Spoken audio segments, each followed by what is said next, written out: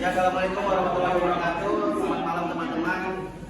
Kami dari kelompok 1 ingin mempresentasikan Kortex sebagai wujud modernisasi perpajakan Indonesia. Untuk slide pertama akan dimulai oleh Mbak Ayu Yunita. Sebelumnya perkenalkan, kami dari kelompok 1 dengan saya sendiri Yunita Sari sebagai ketua dan moderator pada presentasi kali ini beserta rekan-rekan saya. Saya Indonesia. Saya Nugrah Gandar Paman. Pada kesempatan kali ini kami akan mempresentasikan mengenai topik makalah yang telah kami buat. Sebelumnya saya akan menjelaskan latar belakang mengapa kami memilih topik ini sebagai pembahasan di makalah ini. Perkembangan teknologi informasi yang sangat pesat mendorong berbagai bidang untuk melakukan transformasi digital, salah satunya di bidang perpajakan. Pada awal tahun 2025 menjadi awal yang baru bagi dunia perpajakan di Indonesia karena DJP atau Direktorat Jenderal Pajak melakukan peluncuran sistem terbaru yang bernama Kortex.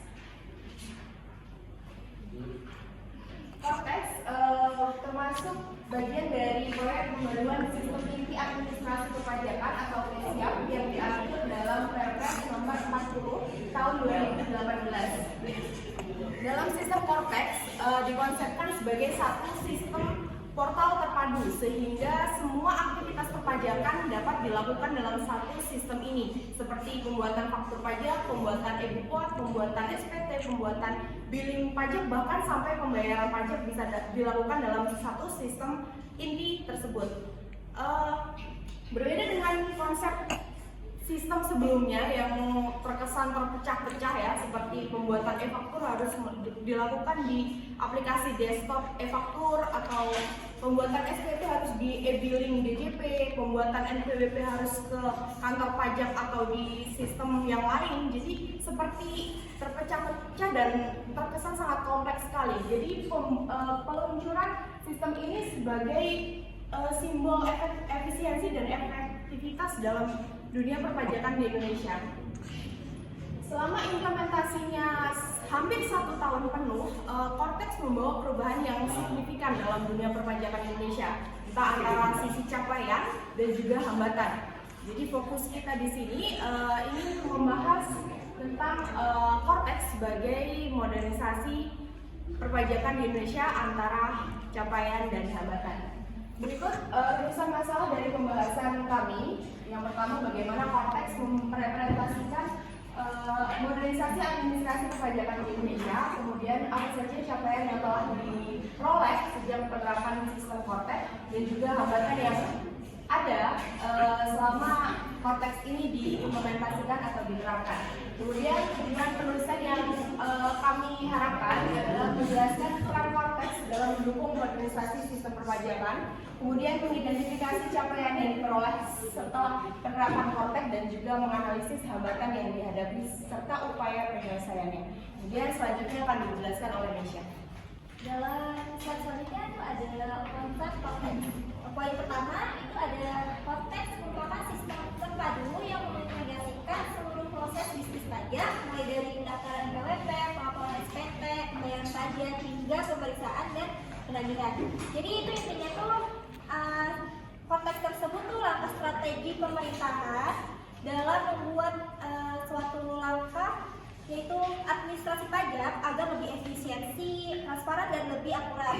Nah, jadi intinya itu untuk mempermudah dan memperbaiki seluruh proses pendaftarannya tersebut. Lalu poin kedua, ada sistem ini berbasis real time data dan dikembangkan menggunakan teknologi komersial of the same cost.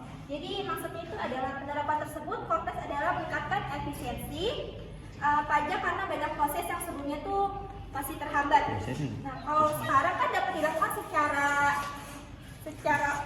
secara otomatis ya. Misalnya kayak sistem ketidaksesuaian data secara langsung SDE pajak maupun wajib pajak dalam memahami perubahan serta dukungan regulasi yang disesuaikan di kesimpulannya Kortex tetap bergabung pada SDE aturan dan teknologi yang diciptakan. Selanjutnya ada teori Teori pendukung ini kita ada 3 poin. Poin pertama itu teori modernisasi administrasi publik, modernisasi peningkatan efisien, transparan, dan mengefisiensikan proses administrasi pajak. Yang ketiga itu teknologi acceptance modal. Keberhasilan sistem digital bergantung pada persepsi kemudahan dan manfaat pengguna terhadap teknologi tersebut. Untuk poin yang pertama itu ada penjelasannya. Modernisasi dilakukan dengan memanfaatkan teknologi untuk menyederhanakan prosedur dan meningkatkan transparansi. Juga menegaskan bahwa modernisasi perpajakan mencakup pembaruan sistem organisasi dan SDM. Kortek adalah bentuk nyata modernisasi tersebut. Untuk yang poin kedua itu penelitian Alfa Hernando dan Wahyudin tahun 2020 menyebutkan bahwa penggunaan teknologi informasi dapat mempercepat proses administrasi pajak dan meningkatkan integrasi data. Kortex menerapkan prinsip SIM dengan menggabungkan seluruh proses pajak ke dalam satu sistem terpadu. Untuk poin yang ketiga, menurut Juniarto 2024, penerima teknologi dipengaruhi oleh kemudahan penggunaan dan manfaat yang dirasakan. Semakin mudah dan berguna sistemnya, semakin tinggi minat wajib pajak untuk menggunakan layanan digital seperti Kortex. Indonesia. Dia ada 4 poin. Kortex diimplementasikan melalui proyek pembaruan sistem inti administrasi perpajakan atau disingkat PSIAP. Penerapan sistem ini memungkinkan integrasi data antar instansi dan validasi data wajib pajak secara otomatis. Melalui sistem digital ini, DJP dapat memantau kepatuhan pajak secara real time, meningkatkan akurasi dan mempercepat pelayanan. Namun pelaksanaannya masih menghadapi kendala pada infrastruktur, SDM dan keamanan data.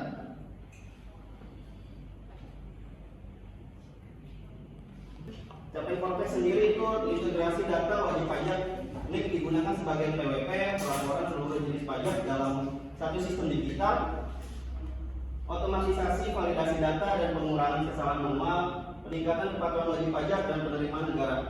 Pengawasan pajak menjadi lebih transparan dan efisien. Saya akan menjelaskan mengenai hambatan implementasi.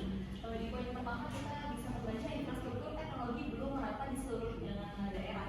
Ya, jadi hambatan pertama dari infrastruktur banyak kantor pajak yang perangkat dan budaya ini masih belum merata sehingga pada saat pelaporan dan juga pada saat pengikutan itu jadi sering terganggu. Poin kedua, SDM belum sepenuhnya siap beradaptasi dengan sistem digital.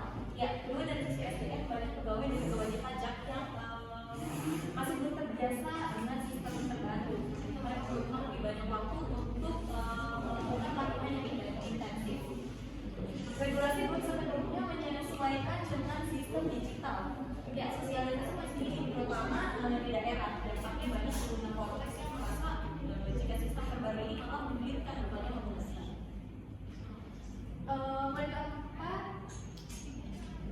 Poin ketiga, kurangnya sosialisasi dan pelatihan bagi wajib pajak serta pegawai pajak. Itu tadi dari saya sudah jelaskan ya.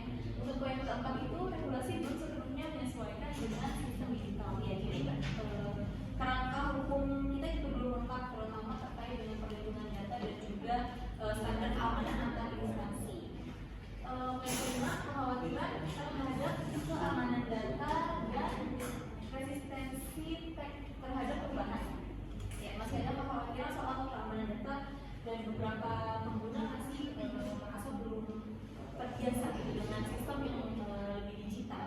Selain itu, Kortex juga menuntut perubahan proses bisnis internal dan tanpa manajemen perubahan yang kuat, resistensi internal itu bisa terjadi.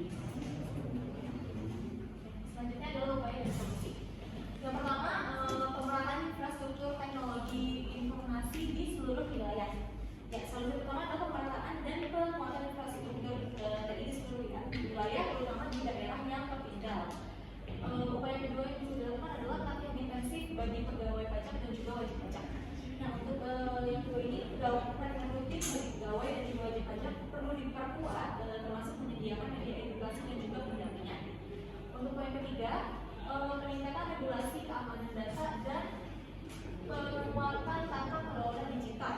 Ya, regulasi harus benar disesuaikan, terutama mengatur tentang perlindungan data dan juga standar keamanan antar instansi. PSMB yang dilakukan adalah sosialisasi manfaat konteks untuk meningkatkan kepercayaan publik. Ya, sosialisasi harus lebih masif agar pengguna manfaat dari konteks dan juga kepercayaan publik untuk penggunaan sistem ini meningkat. Upaya selanjutnya adalah penguatan manajemen perubahan di lingkungan DJP. Ya, manajemen perubahan perlu diperkuat untuk memastikan seluruh unit bisa beradaptasi dengan proses bisnis yang baru. Pembahasan tersebut dapat disimpulkan bahwa penerapan konteks menjadi langkah yang strategis bagi upaya modernisasi perpajakan di Indonesia. Dengan capaian-capaian yang diperoleh, tapi masih ada hambatan-hambatan dan kendala yang perlu diperbaiki. Perlu dari DJP melakukan perbaikan serta manajemen perubahan agar sistem ini berjalan lebih optimal. Oke, masuk ke sesi tanya jawab. Apakah ada yang perlu ditanyakan? Tidak. Ingin bertanya tadi yang Naswa sebutkan bagaimana peran konteks dalam mendukung transformasi digital DJP. Untuk ini kan ya maksudnya mengotak manajemen perubahan ke lingkungan DJP. Ya maksudnya pada saat penerapan konteks ini kan pastinya banyak perubahan yang perlu dilakukan ya di dalam lingkungan mau dari wajib pajak ataupun dari pengguna konteks gitu. Jadi ini harus diperkuat gitu untuk manajemen perubahan ini diperkuat, karena kalau misalnya tidak diperkuat itu bisa menimbulkan resistensi di internal. Apa sih manfaat utama yang paling dirasakan oleh wajib pajak dari implementasi Cortex System? Manfaat yang paling dirasakan oleh wajib pajak itu kalau kita dari Cortex System diharapkan dapat meningkatkan efisiensi proses audit perpajakan. Jadi ini secara sederhananya kan konteks itu dalam satu portal ya. Iya. Portal itu bisa kita semua aktivitas perpajakan itu ada di dalam situ, dan bahkan sampai buku besar pun ada di dalam situ. Jadi kayak audit kan juga data-datanya perlu kayak gitu. Jadi itu memudahkan sekali.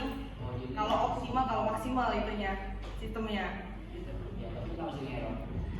Itu masalah DJP.